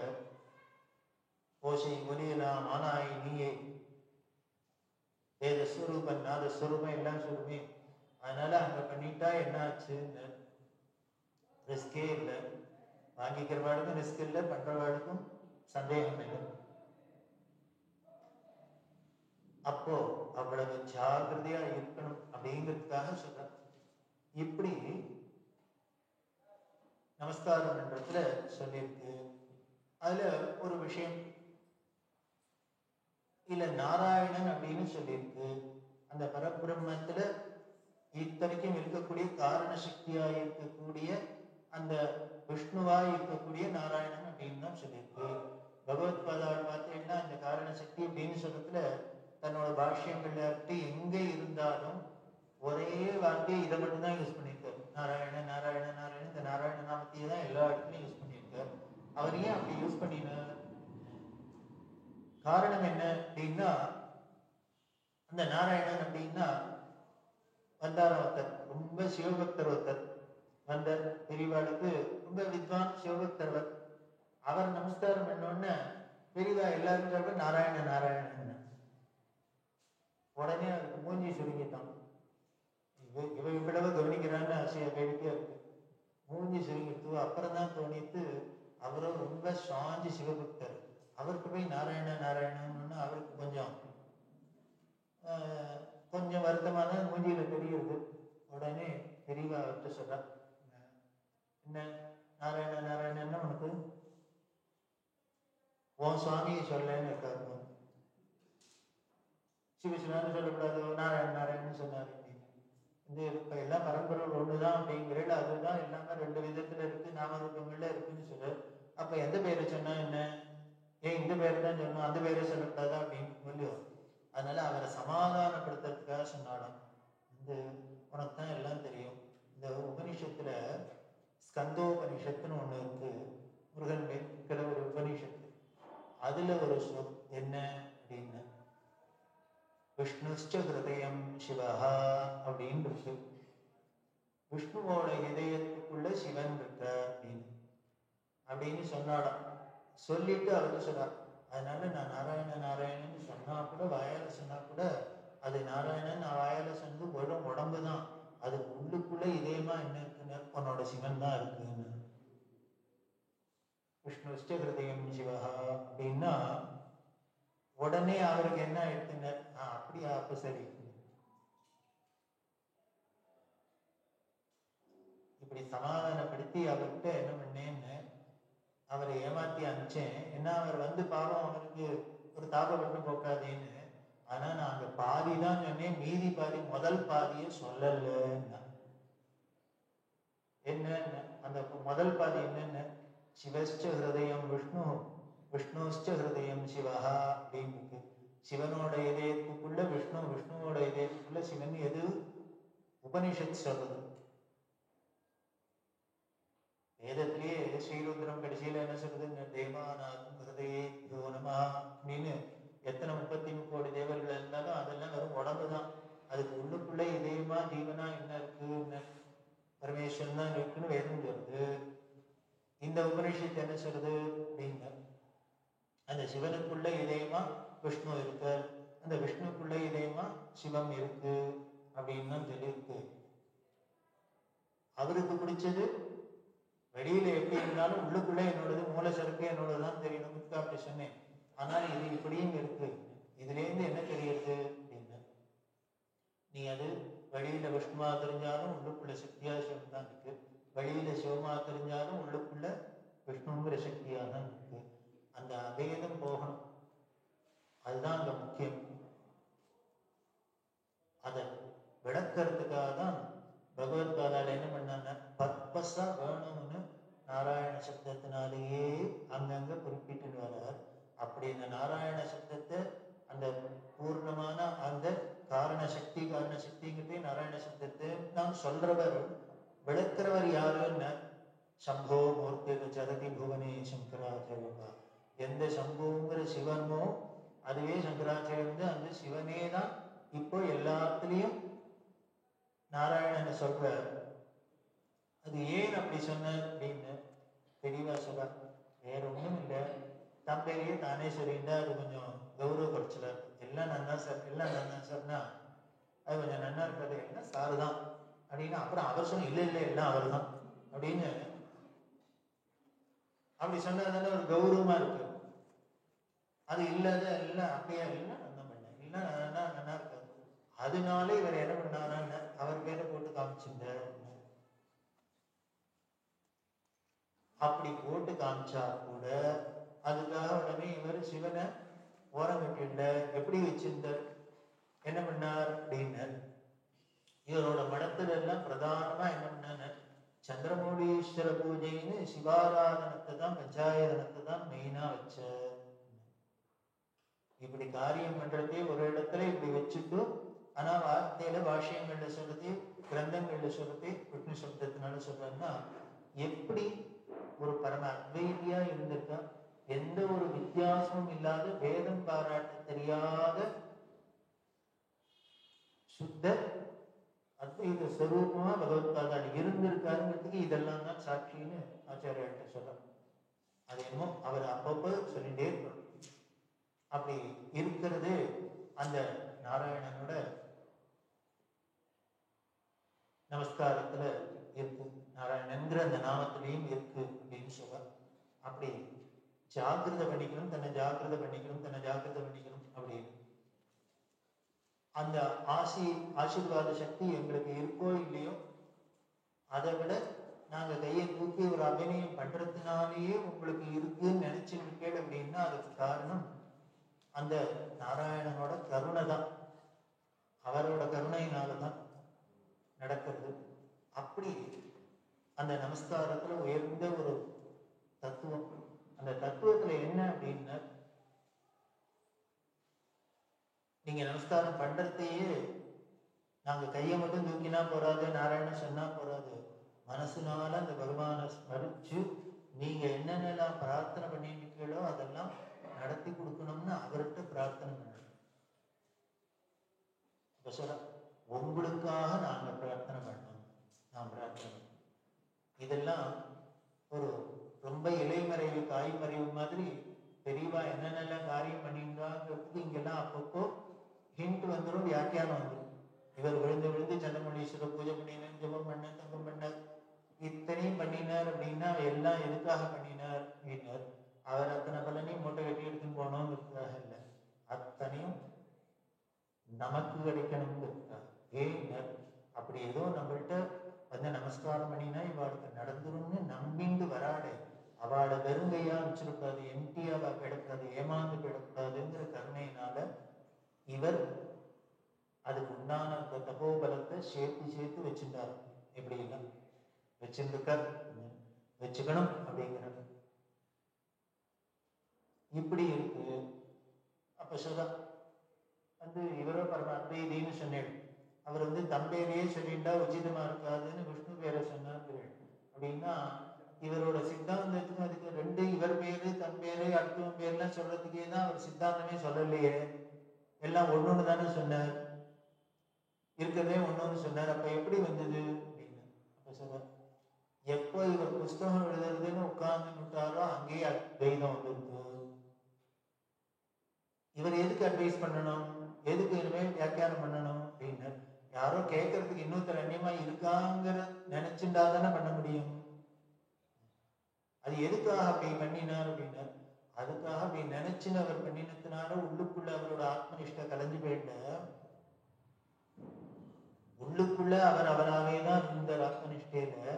ஆனா வெளியில சில காரியெல்லாம் இந்த உலகத்துல தைர பிரபஞ்சத்துல பண்ணி காமிக்க வேண்டியிருக்கு. அதுக்காக அப்படி பண்ணினார். அப்படி பண்றதுலதான் அந்த அவ்வளவு ஒரு தனியா இருக்கிறாப்புல வச்சுட்டு தான் என்னமோ பண்ணினாப்புல வச்சுட்டு தனக்கு அதை சொல்லிக்க கூடாது இன்னொருத்தருக்கு சொல்லுங்கிறாப்புல பண்ணி காமிச்சிருக்காரு. அப்படி இருக்கிற அந்த பகவத்பாதா ஒரு கஷ்ட பகவன் அப்படின்னு பிரஷ்னோத்தரவாளிய கடவுள் யார் அப்படின்னு ஒரு கேள்வி பதிலே தத்துவங்களை சொல்லுவார். அதுல என்ன பதில் சொல்றாருன்னா, சங்கர நாராயணாத்மீகா அப்படின்னு இருக்கு. பகவான் யாரு, கடவுள் யாரு அப்படிங்கிறது பதில் என்னன்னா, சங்கர நாராயண ஆத்மாவா இருக்கக்கூடியவன். இருக்கிறதுலே பெரிய நமக்கு தெரிஞ்சதுல சைவம் வைஷ்ணவங்கிறது தான். அப்படி இருக்கிறதுல அந்த சைவத்துக்கான சங்கரன், வைஷ்ணவத்துக்கான நாராயணன்.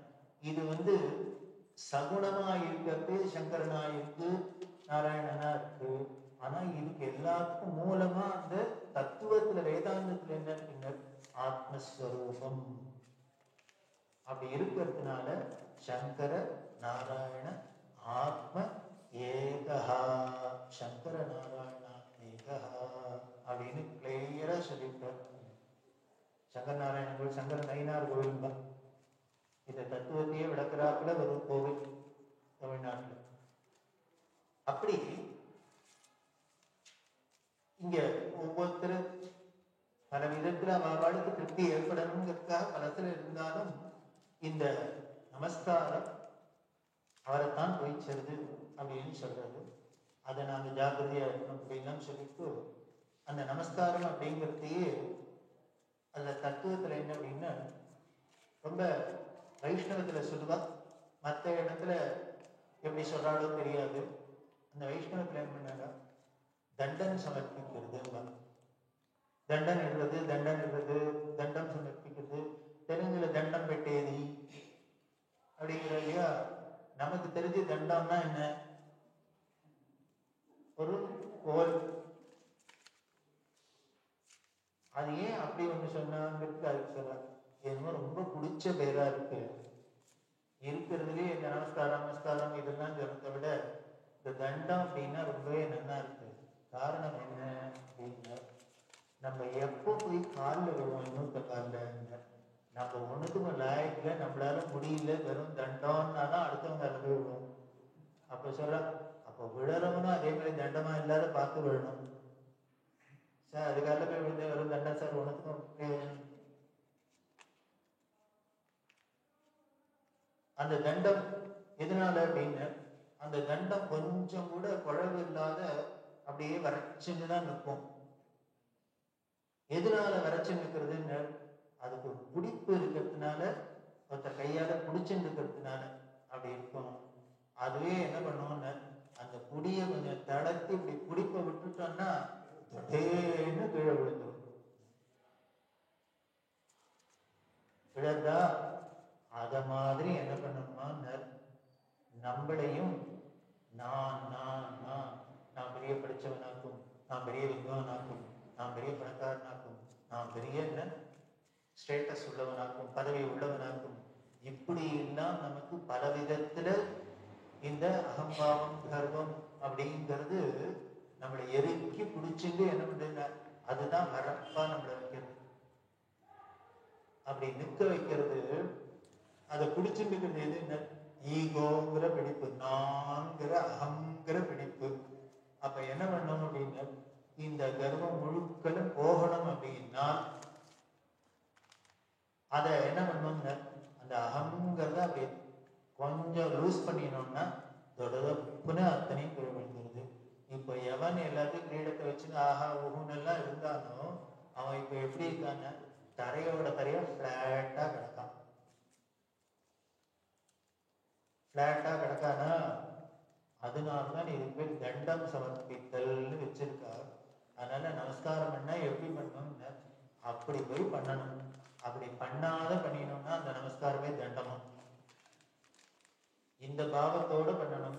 அதுக்காக உடனே தடார்னு விழணுங்கிறதுக்காக கொத்துன்னு போய் காலில் விழணுங்கிறது இல்லை. அது எதை போடணும்னு அகங்கிற ஈகோவை நான் நான் இதனால எனக்கு கௌரவம் அதனால கௌரவம் அப்படின்னா நமக்கு நம்மள எல்லாருக்கும் பெரிய ப்ராப்ளமே அதுதான்.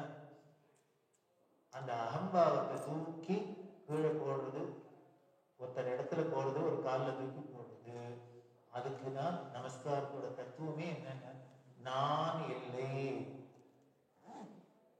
எனக்கு கொஞ்சம் கூட அகம்பாவம் இல்லை அப்படின்னு தரையோட தரையா கிடக்கே அப்படிங்கிறத எப்போ உனக்கு முன்னால உங்களுக்கு முன்னால,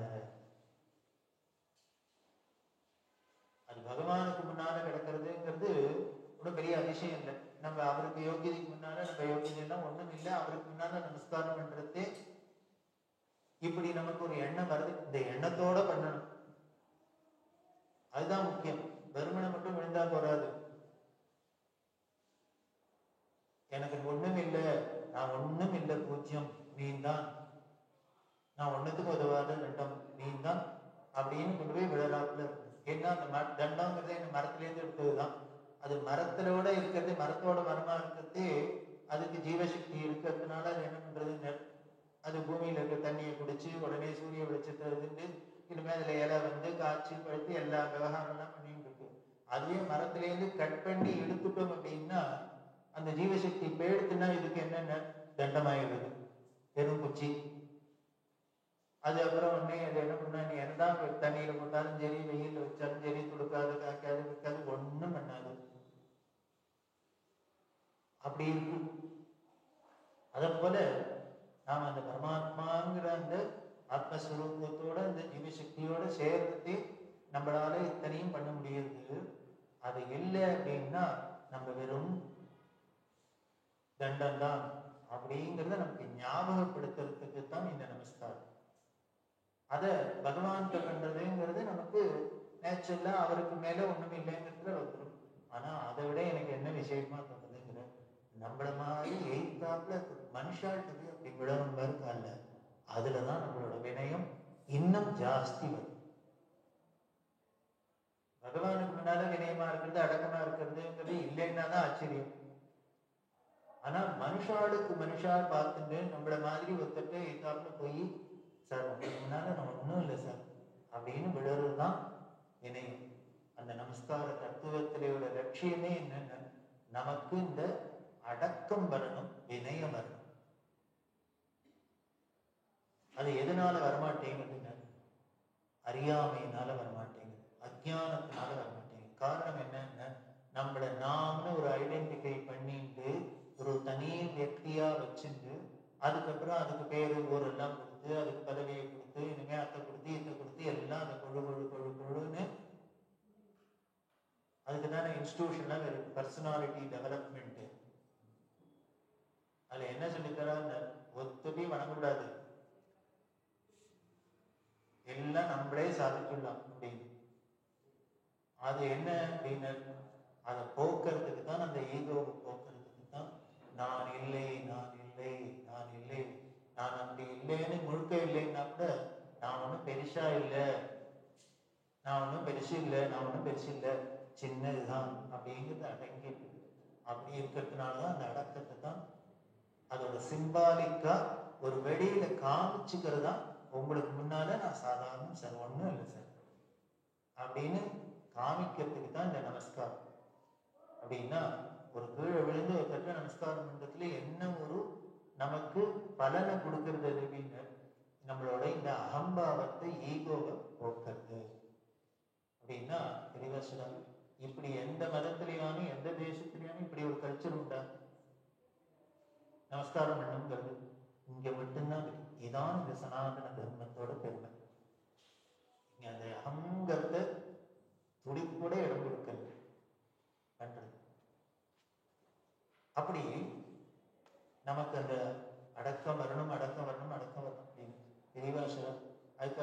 இனிமே படிக்காத இருக்க முடியாது, இனிமே உத்தியோகம் வாங்காத இருக்க முடியாது, ப்ரமோஷன் வாங்காத இருக்க முடியாது, காசு பணம் இல்லாத இருக்க முடியாது, எல்லாம் வரத்தான் வரும். அது வராத இருக்காது. வராத இருக்காதுங்கிறத விட இது வந்துதான் வேண்டிருக்கு இருக்கும். ஆனா அது அத்தனையும் வந்தாலும் அது அத்தனையும் நமக்கு வந்துடுத்து. இனிமே என்னோடது, நம்மளுக்கு இனிமே மிஞ்சினவன் எவனும் இல்லை அப்படின்னு கூடவே ஒண்ணு அந்த குணம் வந்துருமே, அந்த அகம்பாவம். அங்கதான் ப்ராப்ளம் ஆரம்பிக்கும். அதனால அதை முதல்ல என்ன வந்தாலும் அதை தூக்கி கீழே போடுறதுக்கு தான் இந்த வணக்கம். வணக்கம் அப்படின்னு அதுல சொல்ல, அதுல தமிழ்ல வணக்கம் அப்படிங்கிற ரொம்ப அழகான பேர். அப்படின்னு வணக்கிறதுனா விளையறதுக்கு பேர் தான். எப்படி விளையறதுன்னு நாம நமஸ்காரம் பண்றதே வளைஞ்சுதான் பண்றோம். அதுலயும் சொல்றா, அதுலயும் நாம ஆம்பளைகள் பண்ற நமஸ்காரத்தை விட பொம்னாட்டிகள் பண்ற நமஸ்காரத்துல தான் ரொம்பவே வணக்கமா இருக்கு. என்ன அத்தனை விளைய பண்றது. ஆம்பளையான தடாத கீழே விழுந்துடலாம். பிளாட்டா தான் நமஸ்காரம் பண்றதே பார்த்தா, ஆம்பளை நமஸ்காரம் பண்றது பார்த்தா ஏதாவது பெண்டு கிண்டு இருக்கோ, ஒன்றும் இல்லை, வெறும்ன படுத்து கிடக்கிறாங்க. லேடிஸ் நமஸ்காரம் பண்றதே தான் இப்படி வளைஞ்சு அப்படி வளைஞ்சு இப்படி வளைஞ்சு இருக்குன்னு. ஏன்னு இந்த வணக்கம்ங்கிறதுக்கு பொருத்தமா யாரு பண்றாங்கன்னா லேடிஸ் தான் பண்றாங்க. ஏன் அப்படின்னு அதுக்கும் சொல்ல, அவளால தான் அப்படிலாம் வளைஞ்சு கொடுக்க முடியுமா? பாவம், வேற எந்த காலத்திலயோ சொல்றது.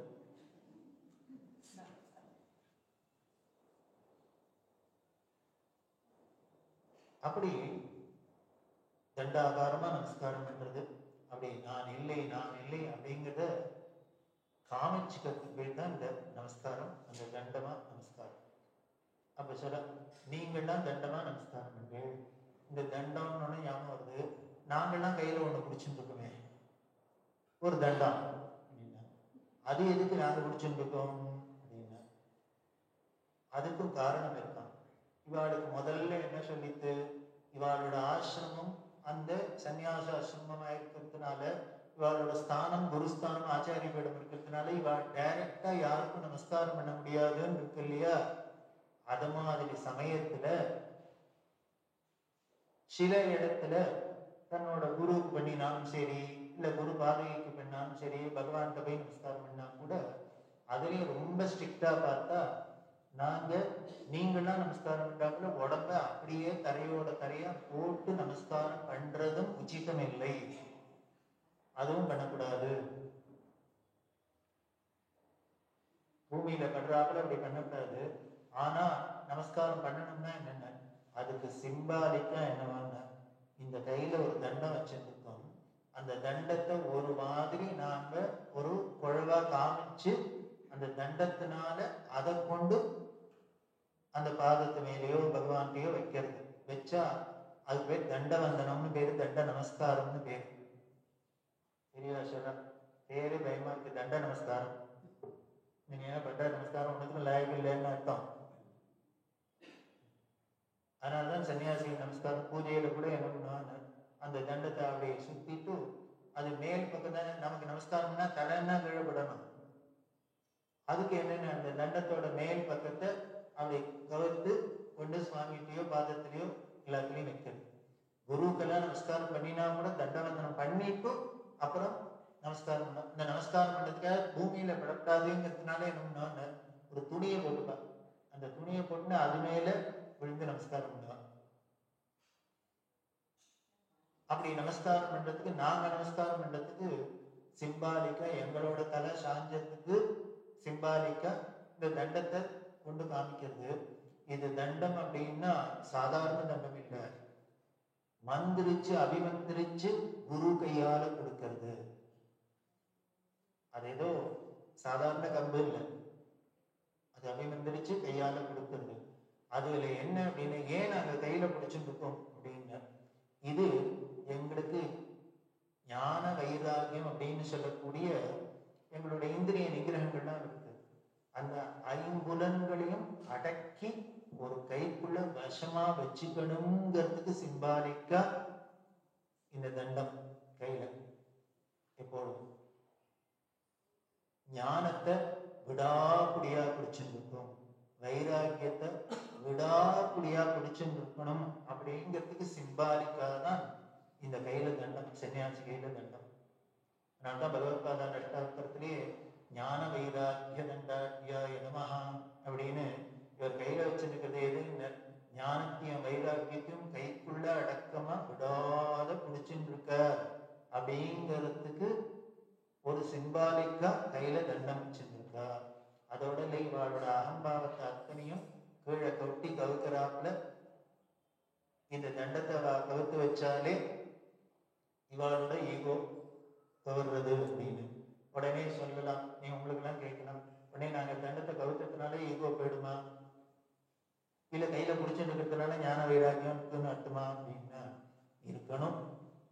அப்படி இருக்கிறாப்புல இருந்ததுன்னா இப்ப சக்தி இருந்தது அப்படின்னா அது தண்டம், இல்லைன்னா வெறும் தண்டம் தான்.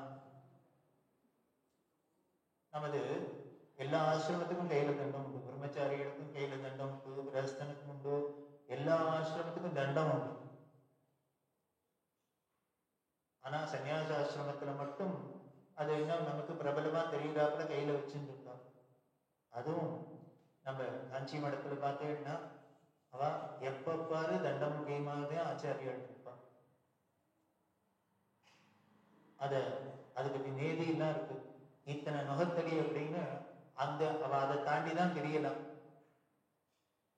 நுகத்தடி கணக்கு இருக்கு. நுகத்தடி அப்படின்னா அந்த ரெட்டை மாட்டு வண்டி போட்டாக்க அந்த 2 மாடை கட்டுறதுக்கு ஒரு போட்டுப்பாடு. இந்த நுகத்தடின்னா இப்ப கல்யாணத்தெல்லாம் கூட அந்த பொண்ணுக்கு தலையில அந்த நுகத்தடியை வச்சு மந்திரிக்கிறதெல்லாம் உண்டு. இப்ப அதெல்லாம் கிடையாது. திரும்ப வேற ஏதோ ஸ்பூன் எல்லாம் சொல்லிக்கினாப்புல அதுவும் சொல்லி கொடுத்து, கல்யாணமும் சொல்லி கொடுத்து. அது எத்தனை நுகத்தடி அளவுக்கு தான் அவ பிரியலாம் இந்த தண்டத்தை விட்டு. அப்படி அவ பிரிஞ்சு இருக்கிறதே என்னன்னு குறுக்க வேற யாரும் போகக்கூடாது, போனா தோஷம். குறுக்க யாரும் போகக்கூடாது. சில சமயத்துல ரொம்ப படுத்தலா இருக்கும், தெரியவாருன்னா அப்படி அங்க தண்டத்தை வச்சுட்டு இந்த பக்கம் அவன் குறுக்க அப்படின்னு துடிதான் ஒருத்தர் போறாப்புல இடம் இருக்கும். நல்ல வாசப்படிக்கிட்ட வேற உட்காந்துருப்பான். அங்கேருந்து இந்த பக்கம் வர முடியாது, இங்க இருக்கிறதா அங்க போக முடியாது, குறுக்க இருக்கணும். சுவாமியிடம் இந்த தண்டத்தை தூக்கி கொண்டாதான் அப்புறம் போகலாம்.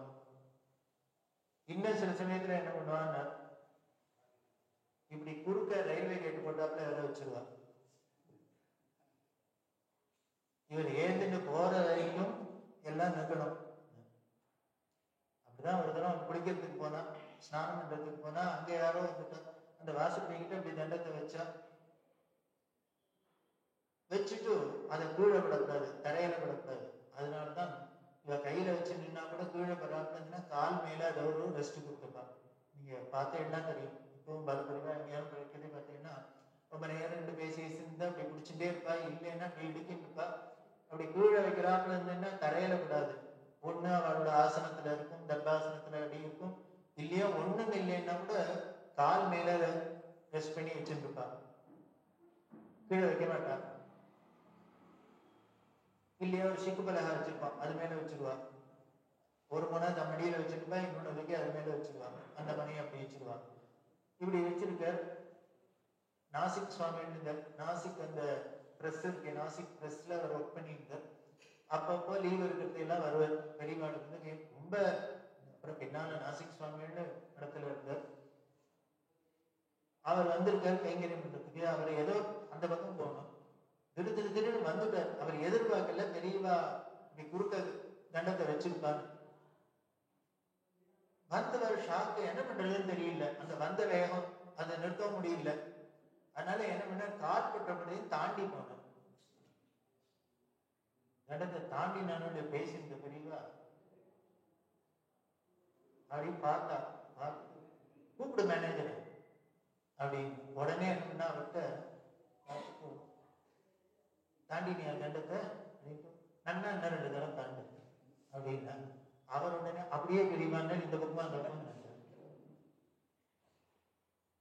பெரியவா சிரிப்பு அடைக்கிட்டு கூப்பிடு மேனேஜர், அவ்வளவுதான் நானுமே மடத்தை விட்டு போறேன் அப்படின்னா. அவர் உடனே என்ன இப்ப நடந்தது அப்படின்னா, எனக்கு மதிப்பில்லை, என் தண்டத்துக்கும் மதிப்பு இல்லாத எடுத்து அவன் தாண்ட ஆரம்பிச்சுட்டான். அதனால இனிமே இதுக்கு மேல இருந்தேன்னா இங்க கௌரவம் இல்லைன்னு நான் போறேன் அப்படின்னா, அவர் உடனே சிரிச்சுட்டு இது மாதிரி 2 கட்டால தான் கட்டின்னு மடம் நடத்த வேண்டியிருக்கு, அதனால இதுக்கெல்லாம் கோச்சுன்னு போகணும்னா நம்ம ஒருத்தருமே இருக்க முடியாது, மடத்தை விட்டு போகணும் தான். உடனே அவர் சொல்ற, அவர் அட்வைஸ் இத்தனைக்கு நடுப்புற இருக்கிறது தான் பெரியவா இருக்கிறது. சிரிச்சுட்டு, இல்லை அவன் தாண்டிட்டான், தாண்டினது தப்புங்கிறதுக்காக நான் ஏன்டா அப்படி தாண்டினேன், என்ன நல்லா 2 தரம் தாண்டுன்னா நான் இன்னும் உத்தரவு பண்றாப்புல திரும்பி தாண்டுறேன். அப்பவான புத்தி வர வேண்டாமோ, முதல்ல தாண்டினதுக்கு தான் கிண்டல் பண்றாங்க, அப்படியே பெரியவான்னா திரும்பி 4 தரம் தாண்டினான். அப்படி பெரியவா தண்டத்தை தாண்டினவருக்கு கடைசியில என்னன்னா அவர் கையிலேயே தண்டத்தை கொடுத்து சாமியாரா ஆக்கி வச்சிருந்தார் நாசிக் சுவாமிகள் பின்னால் உட்காந்து வச்சு. அதுக்கப்புறம் இடத்துல யாருக்கு சன்னியாசம் கொடுக்கணும்னாலும் இவர் தான் உபதேசம் பண்ணி சன்னியாசம் கொடுக்குறாப்புல. ஈஸ்வரே அந்த தண்டத்தை தாண்ட முடியாது, அவளுக்கு தெரிய முடியாது, அப்படி இல்லாம இருக்கு.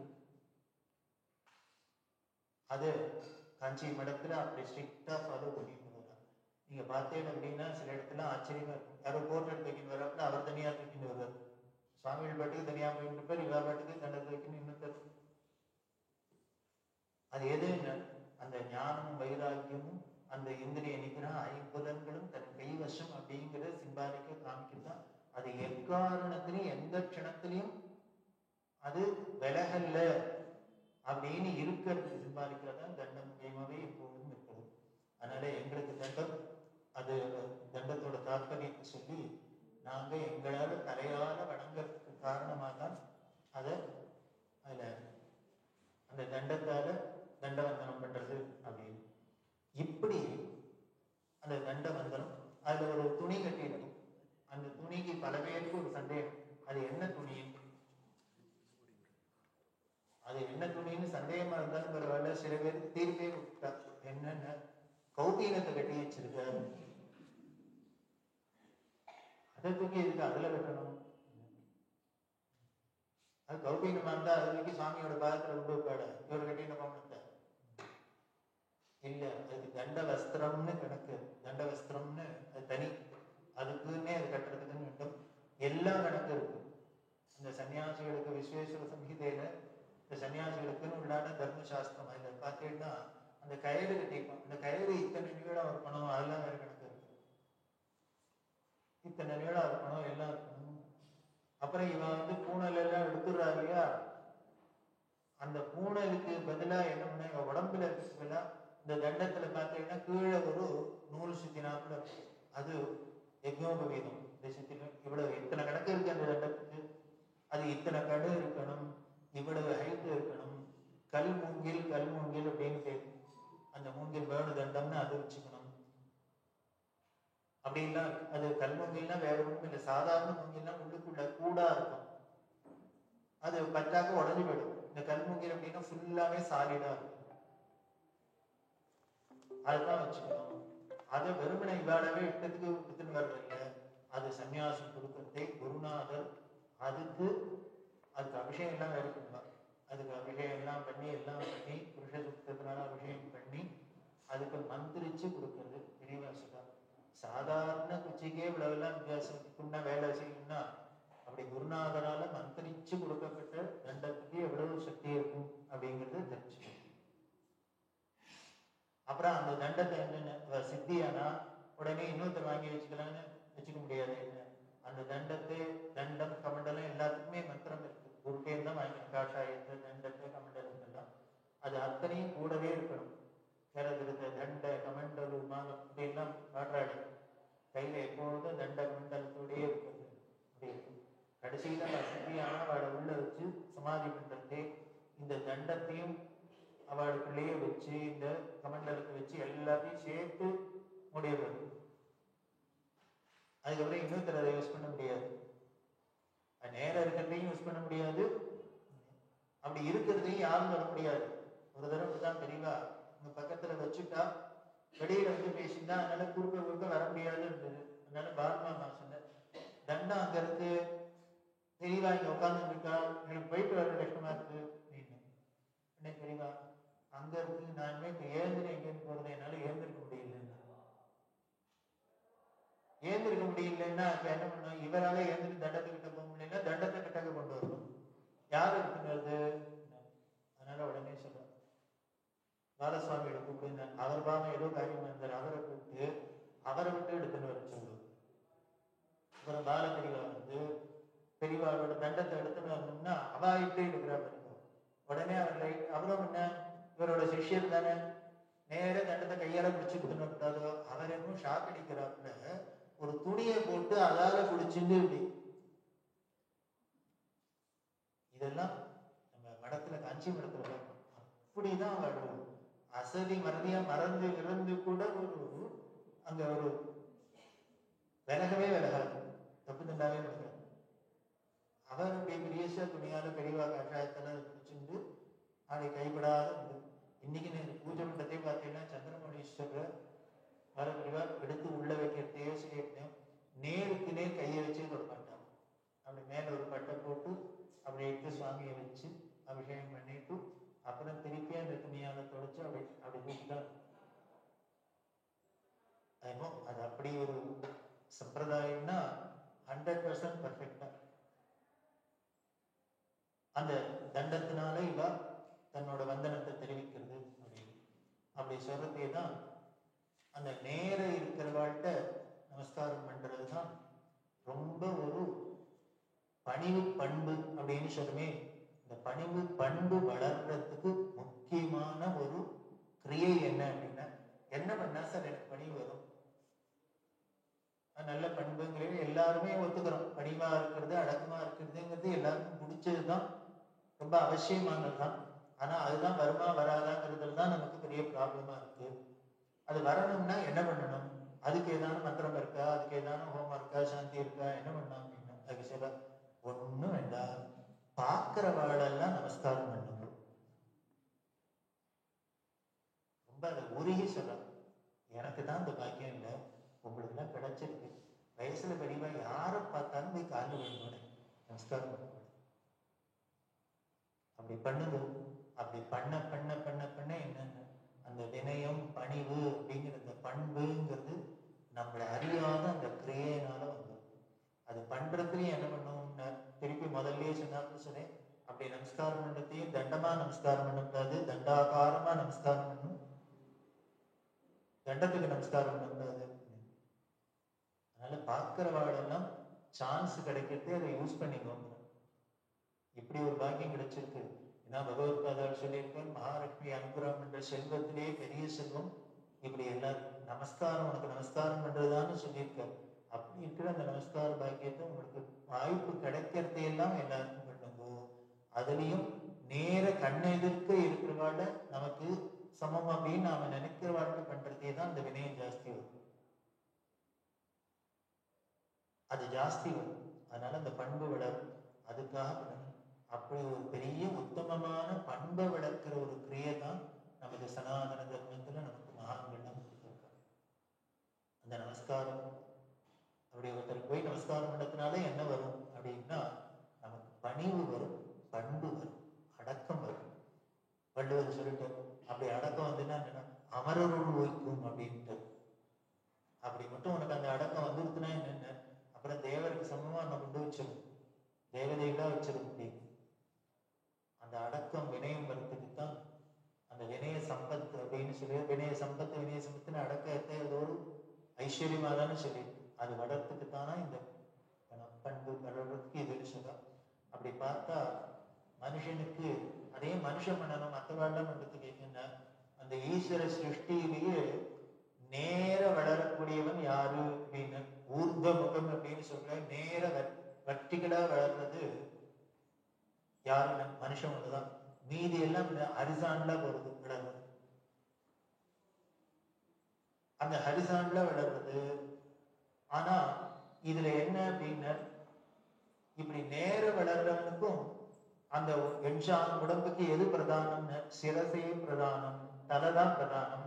அந்த தலை பிரதானமா இருக்கிற தலை என்னென்ன இருக்கிறதுலயே டாப்ல இருக்கு. அதே தானே இங்க எங்க இருக்கக்கூடாதோ அதுவே நேர மேல இருக்கு.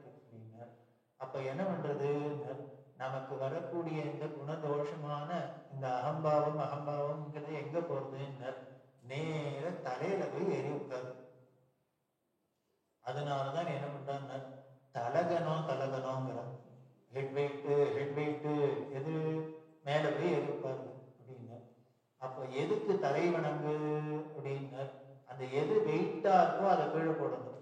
ஒரு போர்ட்டர் சாமான தூக்கிட்டு போறாரு அப்படின்னா சாமான தூக்கிட்டு தலைமையில அப்படின்னா தூக்கினா சௌக்கியமா, இறக்கி வச்சா சௌக்கியமா? யாரா இருந்தாலும் தூக்குறது சௌக்கியம் இல்லை, இறக்குறதுலதான் சௌக்கியம். நம்ம சாமானா இருந்தா கூட நம்மளால தூக்க முடியலன்னு எவன் தலையிலையான்னு வச்சுன்னு போறோம், போடுற தலையில. அப்படின்னா என்னென்ன, நமக்கு சாமான் இருந்தா கூட நமக்கு தூக்கத்துக்கு சிரமமா இருக்கு, அடுத்தவன் தலையில வைக்கணும் இல்லையா?